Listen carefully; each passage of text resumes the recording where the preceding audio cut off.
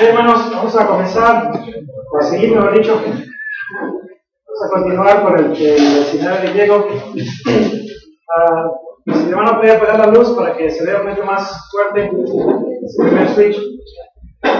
Cada vez que salimos al break, al descanso, surge una pregunta o una observación, ¿verdad?, en cuanto a lo que estamos estudiando. Y una de las observaciones que salió fue basado en Juan 5:39, donde dice: a vosotros escudriñáis las Escrituras.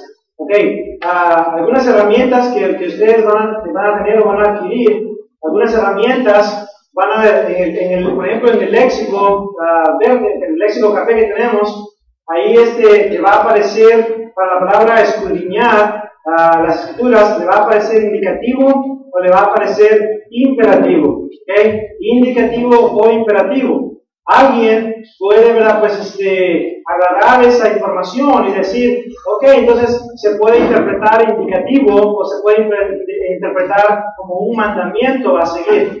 El parsing, que tiene todos los verbos de todos los versículos del Nuevo Testamento, creo que le va a mencionar imperativo. El programa de Logos, que básicamente le va a mencionar ahí lo que es el indicativo. Entonces, la pregunta es cómo resolvemos ese asunto.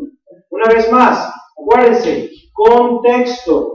El contexto de los pasajes que analizamos se tienen que considerar también. Entonces, Jesús dice ahí: vosotros examináis las Escrituras porque os parece que en ellas tenéis la vida eterna, y ellas son las que dan testimonio de mí. Mas vosotros no queréis venir a mí. ¿Para qué significa eso de que vosotros no queréis venir a mí? Significa, hermanos, que ellos, al escudriñar las Escrituras, al leer las Escrituras, aprendieron acerca de Jesús. Porque Moisés habló acerca de Jesús, Deuteronomio 18, el profeta que había de venir. Entonces, Isaías 53 y muchos más hablaban de Jesús. Porque cuando dice Jesús, examináis las Escrituras, está hablando de las Escrituras del Antiguo Testamento.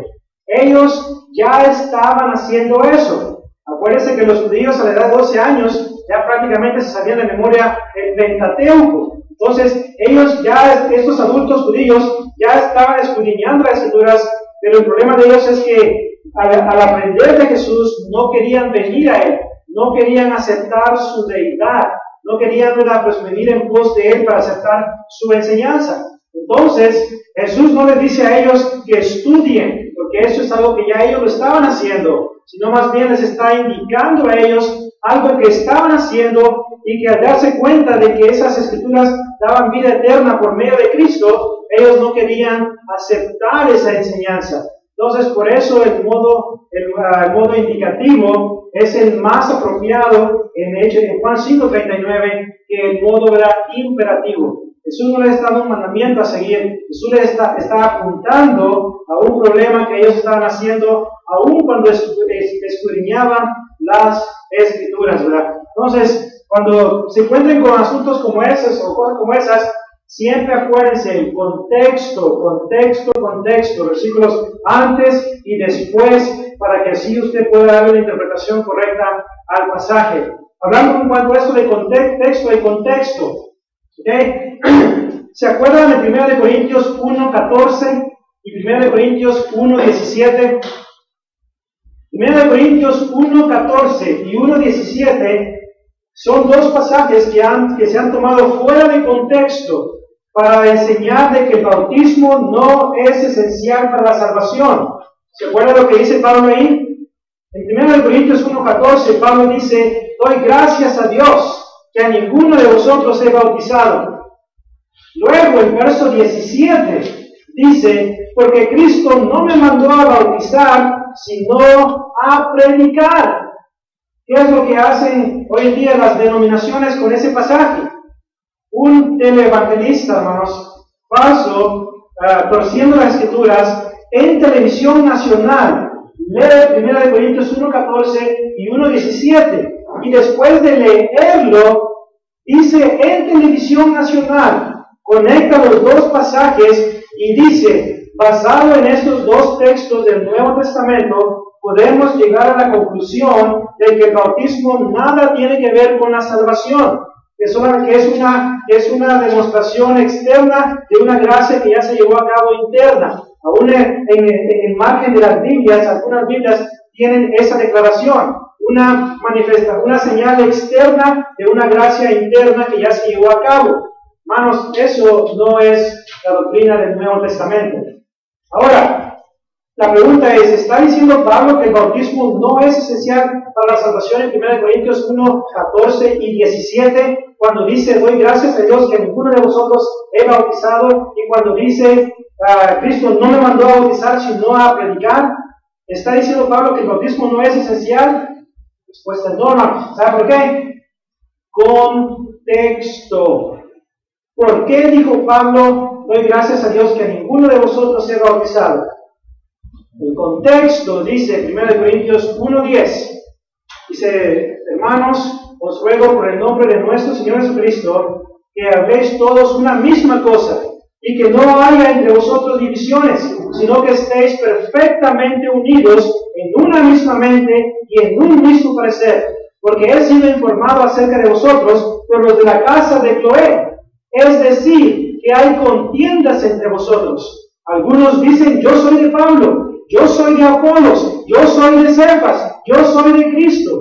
¿Está acaso Cristo dividido? ¿Murió Pablo por vosotros? ¿O fuisteis bautizados en el nombre de Pablo? 1 Corintios 1:13.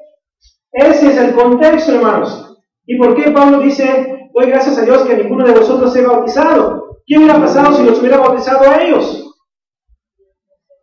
Exactamente.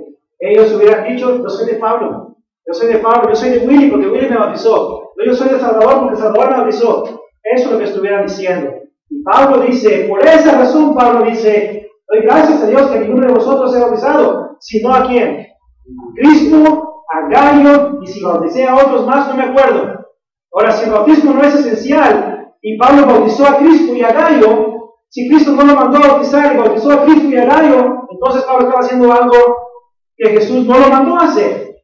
Hermanos, Pablo no estaba enseñando que el bautismo no era esencial para la salvación. Pablo mismo dijo que el bautismo, hermanos, y el evangelio, hermanos, están entrelazados, no los puedes desconectar. ¿Qué es el evangelio? 1 Corintios 15, 1 al 4. Dice que es la muerte, sepultura y resurrección. ¿Qué dice Pablo del bautismo? En Romanos 6, 3 y 4. Es la semejanza de la muerte, sepultura y resurrección. Vamos, el bautismo y el evangelio están bien conectados. Pablo no está quitando el bautismo, que corresponde a esto, no nos salva, dice el apóstol Pedro, que es importante. Entonces, hay que hacer una exégesis correcta del texto para no llegar a una interpretación correcta. La razón por la cual muchos hoy en día enseñan el error, hermanos, es porque no consideran el contexto de los pasajes que Dios nos está dando a nosotros. Y si no consideramos el contexto, hermanos, nos vamos a meter en problemas. Segunda de Pedro 3:16 habla de aquellos que tuercen las escrituras para su propia destrucción. Y Dios no quiere que hagamos eso, ¿verdad? Bueno, exégesis entonces significa extraer, conducir el significado del texto. Es decir, extraer o sacarle el jugo de la interpretación correcta al texto y no ponerle al texto algo que el texto no está enseñando. Y una vez más, importante de razonar correctamente en cuanto a esto. Así que vamos a observar cómo el griego nos ayuda a poder entender mejor la palabra de Dios. ¿Qué día debemos participar de la Santa Cena? ¿Viene siendo qué día? El domingo. Ok. ¿Cuál es la palabra griega para sábado? Ok. Sábado. Usted mira su interlineal, déjeme le ayudar un poquito. ¿Okay? Aquí están estos pasajes, Marcos 3:4, día de reposo que es sábado, sabatón, Lucas 4:16, día de reposo, sábado, sabatón. Hechos 13:14, día de reposo, sábado, sabatón. ¿Okay? Sábado, la palabra griega para sábado es sabatón. Ahora, en su interlineal que usted tenga por ahí, léame Hechos 27 y dígame cuál es la palabra griega para el primer día de la semana. Hechos 20, versículo 7. ¿Okay? No se lo pongo en griego. Ahí está en griego. ¿Okay?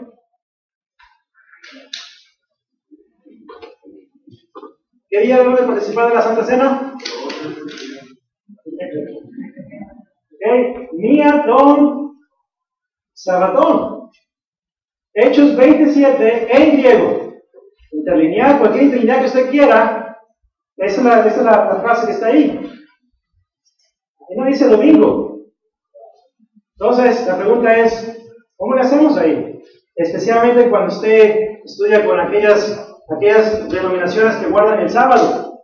¿Okay? Como fue el caso del Centro de Oración, estudiaba con uno de estos que guardan el sábado, y básicamente salió este argumento.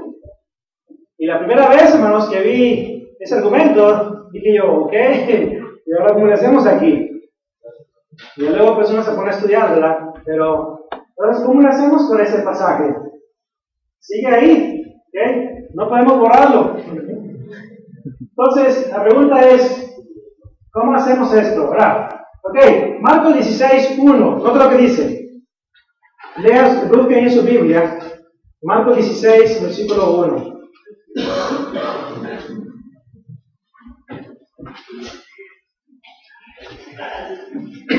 Okay. Marcos 16:1 dice: cuando pasó el día de reposo, María Magdalena, María la madre de Jacob y Salomé compraron especies aromáticas para ir a ungirle. Cuando pasó el día de reposo, ¿cuál es la palabra griega para reposo? Sabatú. Sabatú y sabatón, pues si esa es la pregunta, pero es que es diferente, es lo mismo, ¿ok? Analízalo bien. Vamos a ver qué está.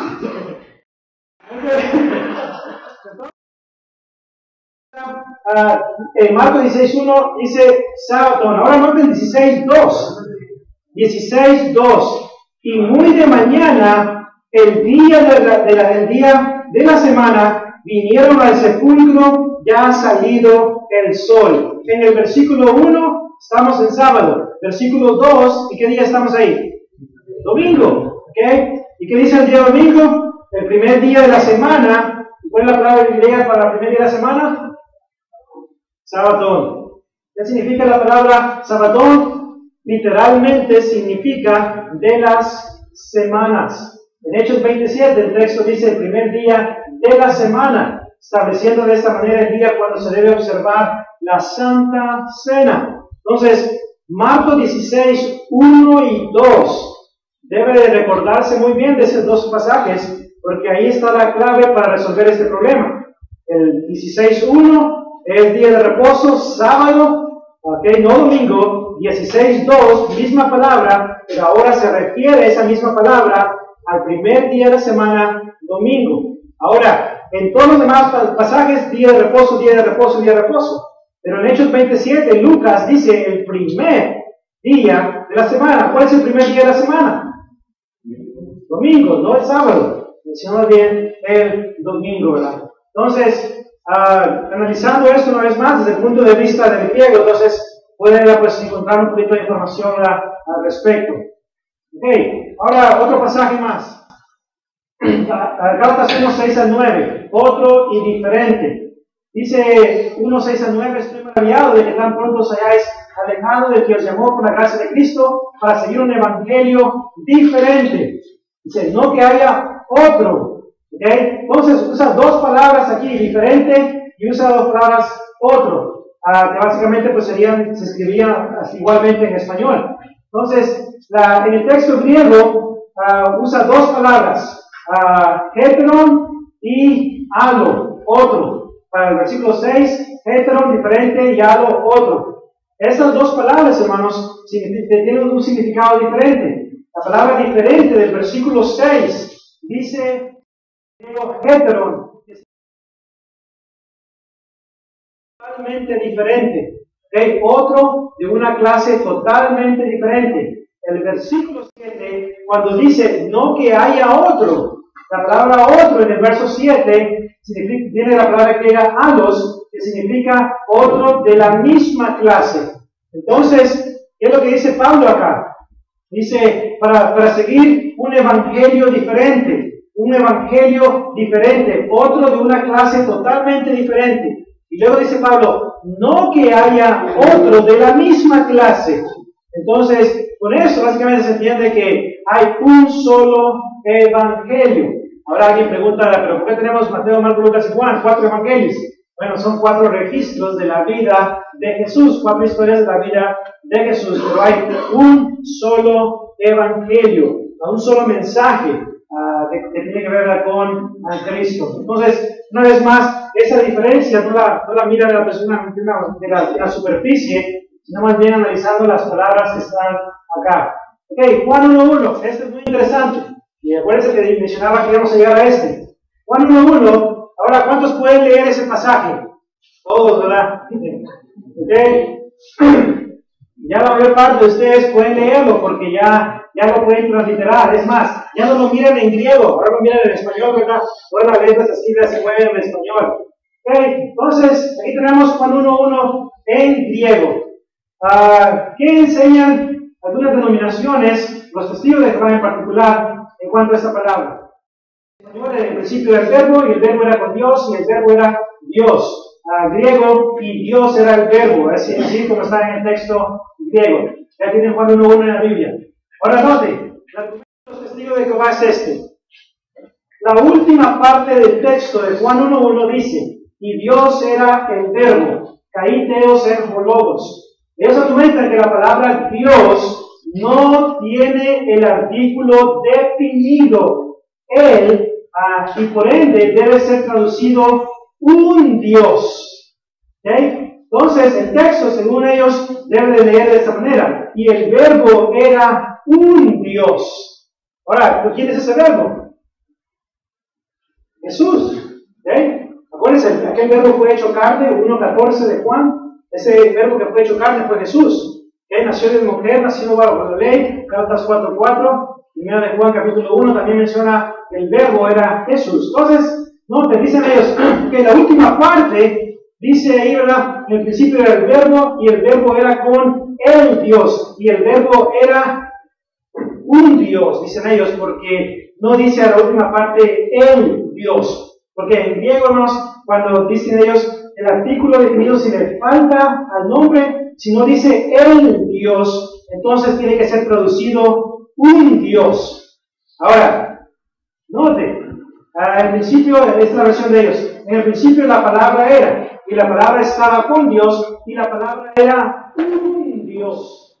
Entonces, acuérdense que ellos enseñan de que Jesús no es deidad, Jesús no es Dios, no posee la esencia, la naturaleza divina, que Jesús fue un ser creado, dicen ellos, manipulando también Colosenses 1.16. Ahora, nota el versículo 6, se levantó un hombre que fue enviado como representante de Dios. Su nombre era Juan. Juan 1 y versículo 6. Ahora, acuérdense, como la última parte donde dice Dios no tiene el artículo el Dios, entonces debe ser traducido un Dios. Ahora, note el texto griego. ¿Okay? La última parte. Y Dios era la palabra. Kaiteos enho logos. Entonces, si se fija acá, en esta parte de aquí, el Dios, con Teo, este es el artículo definido, que no está aquí, ¿ok? Como no está aquí, entonces debe ser traducido un Dios. Ahora, vemos acá en el 1.6, aquí dice que hubo un hombre enviado de Dios, Teo. Ahora note esto, Teos, Teo. Aquí no hay un artículo definido en la última parte de Juan 1.1. Tampoco lo está en Juan 1.6. ¿Cómo interpretan ellos Juan 1.6? Le ponen ellos hubo un hombre enviado de un Dios. No le ponen así ellos, ¿verdad? Ahora, ¿por qué no le ponen? El artículo definido, hermanos, no está aquí. Entonces, básicamente, los testigos de Jehová, Juan 1:1, y la palabra era un Dios, porque no tiene artículo. Ahora, en el versículo 6, un hombre enviado de Dios. ¿Qué pasó en el versículo 1 y en el versículo 6? Una inconsistencia, ¿verdad? Le cambiaron. Ahora, ¿por qué cambiarle? Si el argumento de ellos es el artículo definido, entonces Juan 1:6 no está el artículo definido. ¿Por qué si lo interpretan correctamente en el 6 y no en el 1? Oh, es que el versículo 1, aquí estamos tratando ¿con quién?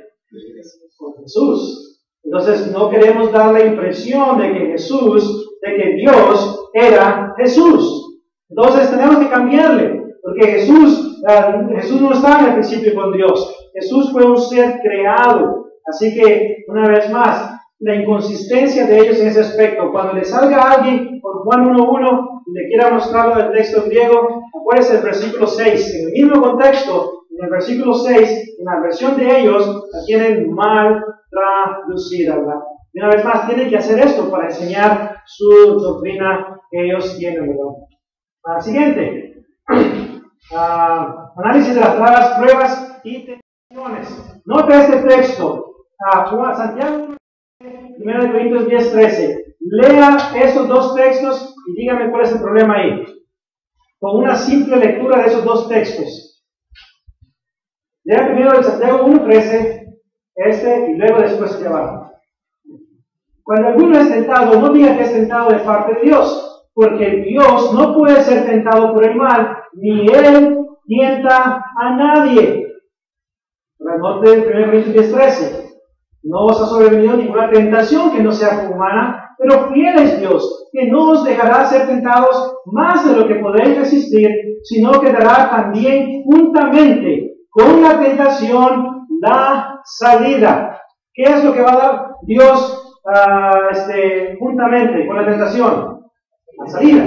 Ahora, va a dar juntamente, va a dar dos cosas. ¿Cuáles son las dos cosas que va a dar? Según el texto. Tentación y la salida. Entonces, ¿cómo está eso? Dice aquí que ni Él tienta a nadie, pero va a dar con la tentación, la salida, nos va a dar tentación. Ahora, la palabra griega, hermanos, para tentación y prueba es peirasmos, ¿ok? Peirasmos, lo cual denota ambas palabras. Peirasmos denota prueba y peirasmos denota tentación, como para hacer caer a alguien. ¿Okay? El estudiante de la Biblia debe aplicar la palabra correcta, tomando bajo consideración el contexto donde la palabra aparece. Entonces, yo no puedo argumentar que Dios me da la tentación y también me da la prueba, quiero decir la salida. Dios no tienta a nadie, hermanos. Ahora, el apóstol Pablo usa la palabra peirasmos para denotar prueba en 1 Corintios 10:13. Nos da juntamente con la prueba la salida. Dios sí nos prueba, hermanos. No nos tienta, Dios nos prueba nuestra fe. En Santiago 1:13 se usa la palabra tentación. Dios no puede tentar de una manera negativa para hacer caer a alguien. Dios nos prueba. Ahora, la versión en inglés, hermanos, la King James Version dice, and God tempted Abraham. ¿Ok? Esta versión, esta palabra, Dios tentó a Abraham. No está correcto, hermanos. La Biblia Reina Valera, gracias a Dios, así le puso ahí, y Dios probó a Abraham, que es la palabra correcta ahí. Pero si usted está estudiando en inglés y lee esta palabra, entonces va a decir, ¿cómo está eso? De que Dios tentó a Abraham. Dios no tienta a nadie. Pero bueno, la palabra griega en la Septuaginta es peirasmos, ¿verdad? Que significa prueba. En español, ¿verdad? Dios tentó a Abraham. Y si lo interpretamos literalmente del inglés, ¿verdad? Así que no es la palabra correcta, ¿verdad? Análisis de 1 de Juan 3:6 y 3:9.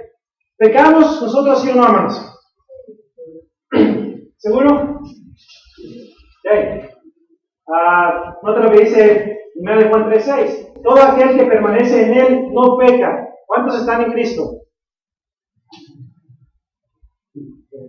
Pues si no, ¿verdad? Para que tengamos un estudio al final, una invitación. Ok, si usted está en Cristo, dice aquí el texto, no peca. Entonces, ¿cómo le hacemos acá? Todo aquel que peca no le ha visto ni le ha conocido. Entonces dice, no peca. Ahora, todo aquel que es nacido de Dios no practica el pecado. ¿Practicamos de vez en cuando el pecado? La respuesta es sí. ¿Pecamos? La respuesta es sí. Si usted dice que no, entonces lea 1 de Juan capítulo 1, porque el que dice que no ha pecado le hace a él mentiroso, y la verdad no está en él. 1 de Juan 2:1 dice, hijitos míos, estas cosas os escribo para que no pequéis, pero si alguno pecare, abogado tenemos para con el Padre. No licencia, abogado tenemos para con el Padre, ¿verdad? Entonces, ahora, vienen los críticos de la Biblia y que dicen, ahí está, ¿cómo me explicas esto? ¿Pecas o no pecas? No, pues sí, mientras estemos aquí en la tierra vamos a batallar con el pecado. Entonces, tu Biblia dice que no pecas. Entonces, ¿cómo le hacemos ahí? ¿Cómo explicamos esto? ¿Cómo explicamos esta aparente contradicción?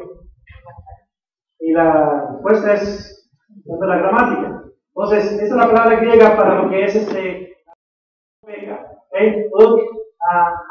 Hamartane.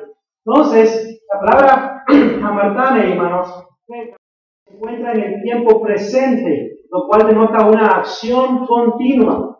Entonces, el texto literalmente se lee de la siguiente manera: todo aquel que continúa permaneciendo en él no practica el pecado de una manera continua. Entonces, en pocas palabras, no vive en el pecado. Entonces, si estamos en Cristo, no vamos a estar viviendo en el pecado a la misma vez. ¿Por qué? Porque no podemos estar en dos partes a la misma vez.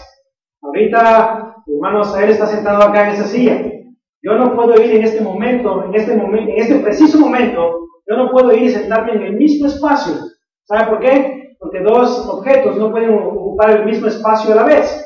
Entonces yo no puedo vivir continuamente en el pecado y luego estar en Cristo a la misma vez. Esos predicadores que dicen, hay hermanos que quieren estar con un pie en el mundo y un pie en el pecado. ¿De dónde sacaron eso? La Biblia en ninguna parte dice que eso se puede hacer. Cristo dijo, ninguno puede servir a dos señores. O sea, ninguno puede servir a dos pies. El mundo y Cristo. Dice, o aborrece a este y ama a este, o aborrece a este y ama a este. Ninguno puede servir a dos señores. O está en el mundo o está con Cristo. Una de dos, continuamente. Entonces, aquí el texto está diciendo, cuando dice no peca, está diciendo no peca continuamente, es decir, no agarra su vida y la pone dentro de una casa de pecado y vive ahí. Simplemente no puede ser ese el caso. La gramática es la única que que puede sacar eso a la luz, hermanos, para poder explicarlo de una manera correcta, ¿verdad? En cuanto a ello. Entonces, hay hermanos que no analizan la gramática y luego dicen, ¿verdad? Pues que no pecamos. Y hay hermanos que dicen, no pecamos para nada. Ya fuimos lavados y ya no pecamos para nada, hermanos. La Biblia dice que sí pecamos, que sí batallamos con el pecado. Entonces, la manera de cómo podemos explicar una vez más, ¿verdad? En cuanto a esto. Todo aquel que es nacido de Dios no practica el pecado, porque la simiente de Dios la permanece en él. La palabra practica también también está en el tiempo presente. Acuérdense, el tiempo presente, acción progresiva, acción continua. Análisis de Juan 1.15 y 1 de Pedro 1.12. La palabra concupiscencia, ¿es buena o es mala? Bueno, levante la mano los que dicen que es mala. ¿Y cuántos dicen que es buena? Bueno, ¿qué es? Estoy hablando de la palabra, ¿ok? No de la práctica del pecado. Vamos a ver. Concupiscencia, ¿qué significa concupiscencia? ¿Dice ahí? Concupiscencia significa deseo, ¿ok? Entonces, venimos acá. Dice, la concupiscencia, después que ha concebido, da a luz el pecado. Y el pecado, siendo consumado, da a luz a la muerte. Concupiscencia y deseo, la palabra griega es epitumía. ¿Okay? Ahora, epitumía se escribe igual en griego, en cualquier versículo que le encuentre. Ahora, en español le ponen otras palabras. Le ponen anhelo, deseo, concupiscencia. Pero hermano, la palabra en griega es lo mismo. ¿Okay? Entonces, versículo 12, nota lo que dice: a esto se les reveló que no para sí mismos, sino para nosotros administraban las cosas que ahora os son anunciadas por los que os han predicado el Evangelio por el Espíritu Santo enviado del cielo, cosas en las cuales anhelan mirar los ángeles. ¿Sabe cuál es la palabra anhelan aquí? Esta que está aquí, epitomía. Epitomía simplemente significa deseo. El contexto de donde se encuentra esa palabra le va a decir a usted si ese deseo es malo o es bueno. Pero nunca podemos decir que la palabra la concupiscencia siempre se usa de una manera mala, porque la palabra concupiscencia en el griego significa deseo, en el idioma que Dios nos ha dado aquí. En contexto, la palabra epitomía, concupiscencia o deseo, significa algo negativo. Nota lo que dice Cristo: y les digo, cuánto he deseado comer con vosotros esta Pascua antes que padezca. ¿Sabe cuál es la palabra griega para deseado? La misma palabra para concupiscencia. Concupiscencia solamente significa deseo. Diccionarios seculares, comentaristas, hermanos, ¿verdad? O amigos, le dan argumentan una connotación negativa todo el tiempo. Pero la pregunta es: ¿qué dice la palabra en griego? La palabra en griego dice una cosa diferente, ¿verdad? Ahora, primera, dice 21, 15 al 17. ¿Cuántos no han leído esto? Pedro, ¿me amas? Pedro, ¿me amas? Pedro, ¿me amas? Tú sabes que te amo, tú sabes que te amo, tú sabes que te amo. ¿Cuántos han analizado ese pasaje y han llegado a la conclusión de que Jesús usa una palabra para amor y Pedro usa otra palabra diferente? Jesús usa la palabra agape. Pedro, ¿me agapes? ¿Me amas? Pedro, ¿me amas? Finalmente Jesús dice, la tercera vez Jesús dice: Pedro, me fileo. Agape y fileo. Amor, amor. ¿Cuántos han escuchado o leído en comentarios que la palabra agape y fileo connotan una clase diferente de amor? Agape, amor sacrificial, el más profundo que hay, y fileo, solamente afecto, solamente amor de amigo, cariño solamente. Bueno, vamos a considerar la siguiente evidencia. Ya vimos en cuanto a esto de lo que es agape y fileo. Muchos argumentan que son dos cosas diferentes. Agape, amor sacrificial; fileo, simplemente amor de hermanos o amigos. Ahora, aquí está el texto. Jesús dice: me amas, agape. Tú sabes que te amo, fileo. Jesús usa agape, Pedro usa fileo. Segunda vez, Jesús usa agape, me amas. Pedro dice: tú sabes que yo te fileo, amor. Y luego después, el 17, Pedro, ¿me amas? Usa ahora Jesús, fileo. Y Pedro dice: tú sabes que te amo, fileo. Entonces, agape, fileo. Agape, fileo. Ahora note esto. En el texto griego, en el interlineal suyo, tenemos aquí las palabras de las que se utilizan. Pues no me cree que se usan, ¿verdad? Pues agape y fileo ahí. Pues ahí está. Entonces, vemos la primera vez: agape, filo. Agapas, filo. Files, fileo. Entonces Jesús usa dos veces agape, pero todo el tiempo usa fileo. Ahora, note, el interlineal Francisco de la Cueva, en la nota al margen de la página, ¿ok? En la nota dice esto: 15, 16 y 16, ámote, literalmente, te tengo afecto. Nótese el cambio de verbo, dice verso 17, amasme o me amas. Literal, me tienes afecto. En verso 17, aquí el Señor usa el mismo verbo que Pedro. ¿Okay? Francisco de la Cueva dice que es diferente. ¿Okay? Ahora, acuérdense, el interlineal Francisco de la Cueva lo puso en el margen. ¿Okay? Cualquier cosa que encuentre usted en el margen de una Biblia, en el margen de un libro, es el comentario que el autor ha puesto ahí. No es un comentario inspirado por Dios. ¿Okay? Muchas veces los hermanos agarran esos comentarios de abajo de la Biblia y esa es la autoridad final. Ese es un comentario de un hombre, hermanos. Hay que tener cuidado. Ahora, para los que dicen que agape y fileo es diferente, argumentan que agape es mayor, fileo nomás es un afecto solamente. En estos pasajes, no te agape. Vamos a ver si los tengo acá los pasajes. Ok, agape. Note lo que dice en su Biblia. O sea, acompáñame con esos pasajes. Ahorita en 5 minutos salimos ya al break. Juan 11:5. Si tiene su lápiz, su pluma, apunte las palabras ahí. Juan 11:5 dice: y amaba Jesús a Marta, a su hermana y a Lázaro. ¿Cuál es la palabra griega para amaba? Agape. Ahora el 13:23, y uno de sus discípulos, al cual Jesús amaba. ¿Cuál es la palabra griega? Agape. 19:26 dice discípulo a quien él amaba. Una vez más, agape. 21:7 también dice lo mismo. 21:7, entonces aquel discípulo a quien Jesús amaba, agape. Luego 21:20, lo mismo, agape. Ahora, Fileo, 11:36.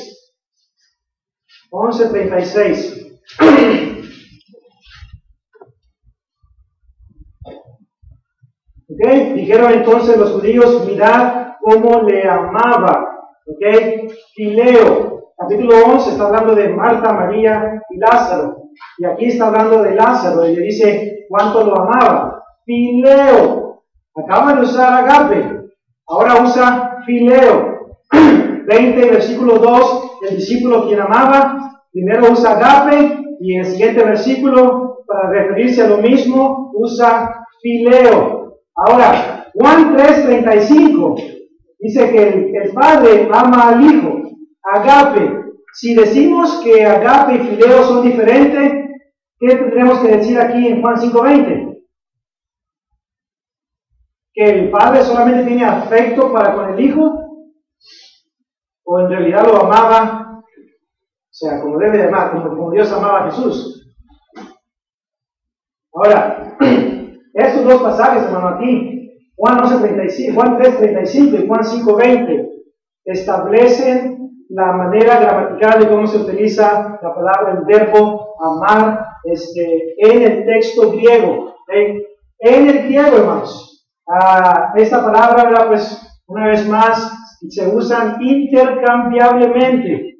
Si usted lo estudia, y ahora, probablemente usted, si ha enseñado anteriormente que agape y fileo eran diferentes, probablemente va a tener un problemita ahorita, ¿verdad? para digerir esta enseñanza. Lo que necesita es darle un poquito de tiempo para estudiarlo bien a fondo, y créamelo, que va a llegar a esa conclusión la que tenemos aquí en la pantalla. ¿Por qué? Porque las palabras, hermanos, el significado de las palabras, cómo se usan en el griego, hermanos, una vez más, tiene que analizarla muy bien. ¿Por qué enseñamos que agape y fileo son diferentes? ¿Sabe por qué?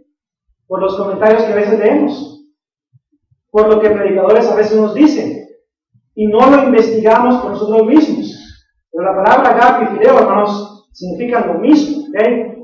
Y una vez más, el pasaje que vimos acá, el Padre ama al Hijo. El texto griego nos dice fileo. Entonces, si decimos que agape es más que fileo, entonces en Juan 3:35, el Padre amaba bien bastante a Jesús, pero luego, en el capítulo 5, pues ya 2 capítulos después, ya no mucho, ¿verdad? No, hermanos, amaba de una misma manera. Se usa intercambiablemente el mismo pasaje, ¿no? De Mateo 23:6, y aman los primeros asientos. Mateo 23:6. Nota lo que dice Lucas 11:43, el mismo pasaje. Hay de vosotros, fariseos, los que amáis las primeras sillas, amáis agape, aman fileo.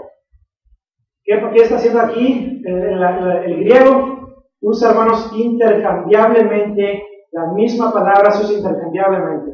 No son dos palabras diferentes. Comentaristas han dicho que es diferente. El texto griego, hermanos, la manera de cómo se utilizan las palabras es diferente, ¿verdad? Así que dice Génesis 37:3, y amaba a Israel a José, agape, y viendo sus hermanos que su padre lo amaba, fileo.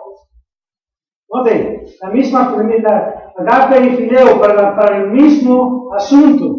intercambiablemente, ¿ok? Yo amo y leo a los que me aman, Proverbios 17. Note, yo amo y leo, dice Dios, a los que me aman, agape.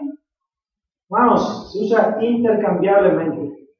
Estúdielo bien a fondo y verá que ese pues, realmente es el caso. Esa iglesia nos ayuda a entender que las palabras agape y fileo se utilizan intercambiablemente en el texto griego, ¿verdad? Así que pues la diferencia entre agape y fileo la han hecho comentaristas, pero no el texto griego. Cuando estudia el texto griego, no llegue al texto griego, hermanos, con ideas preconcebidas, con enseñanzas preconcebidas, con prejuicios. Llegue al griego y analícelo como es, analice las palabras. La concordancia es Strong's, hermanos, que le mencionaba al principio. Ahí le dice a usted cuántas veces aparece la palabra agape, cuántas veces aparece la palabra fileo, y por medio de ese análisis usted se puede dar cuenta, ¿verdad?, en cuanto al uso, la manera de cómo se utilizan esas palabras, ¿verdad?, en el texto griego, ¿verdad? Ok, vamos a tomar un break ahorita, unos 15 minutos, y luego seguimos adelante con otros textos más.